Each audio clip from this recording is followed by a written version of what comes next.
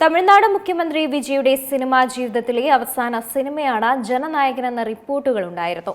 ഏറെ പ്രതിസന്ധികൾ താണ്ടിയാണ് ജനനായകൻ തിയേറ്ററുകളിലെത്തിയത്.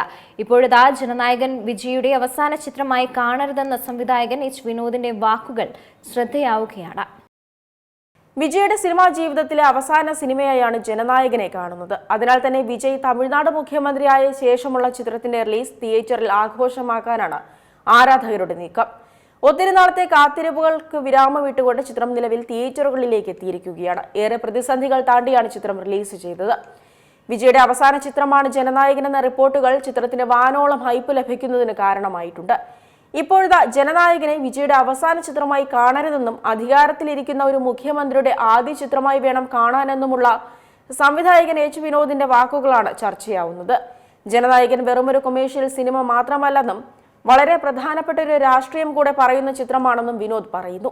ഈ സിനിമ വളരെ സെൻസിബിളായതും സെൻസിറ്റീവായ രാഷ്ട്രീയത്തെക്കുറിച്ചുമാണ് സംസാരിക്കുന്നതെന്നും TVKയെ പ്രശംസിക്കുന്ന പടമോ വിജയെ പുകഴ്ത്തുന്ന ചിത്രമോ അല്ലെന്നും സംവിധായകൻ വ്യക്തമാക്കുന്നുണ്ട്. ഇതോടെ ആരാധകർ വീണ്ടും ആകാംക്ഷയിലായിട്ടുണ്ട്. നടൻ വീണ്ടും ബിഗ് സ്ക്രീനിലേക്ക് എത്തുമെന്ന പ്രത്യാശയാണ് പ്രേക്ഷകർക്ക്.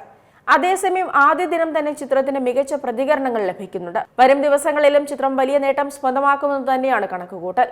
അഡ്വാൻസ് ബുക്കിംഗിലൂടെ 20 കോടിയിലധികം ചിത്രം പിന്നിട്ടുവെന്ന റിപ്പോർട്ടുകളും പുറത്തു വന്നിരുന്നു. തമിഴ്നാട്ടിൽ നിന്ന് അഡ്വാൻസ് ബുക്കിംഗിലൂടെ 7.9 കോടി രൂപയുടെ നേട്ടം ഉണ്ടാക്കിയിട്ടുണ്ട്.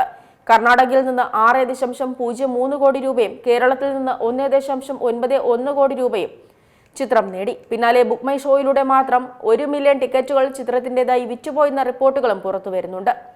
ചിത്രത്തിന് സെൻസർ ബോർഡ് A സർട്ടിഫിക്കറ്റാണ് നൽകിയത്. ബോബി ഡിയോൾ, പൂജ ഹെഗ്ഡെ, പ്രകാശ് രാജ്, ഗൗതം വസുദേവ് മേനോൻ, നരേൻ, പ്രിയാമണി, മമിത ബൈജു തുടങ്ങി വമ്പൻ താരനിര തന്നെ ചിത്രത്തിൽ അണിനിരക്കുന്നുണ്ട്. കലാമൂല്യമുള്ളതും നിലവാരമുള്ളതുമായ സിനിമകൾ നിർമ്മിച്ച വെങ്കട് കെ നാരായണയാണ് KVN പ്രൊഡക്ഷൻസിന്റെ ബാനറിൽ ജനനായകൻ നിർമ്മിച്ചിരിക്കുന്നത്.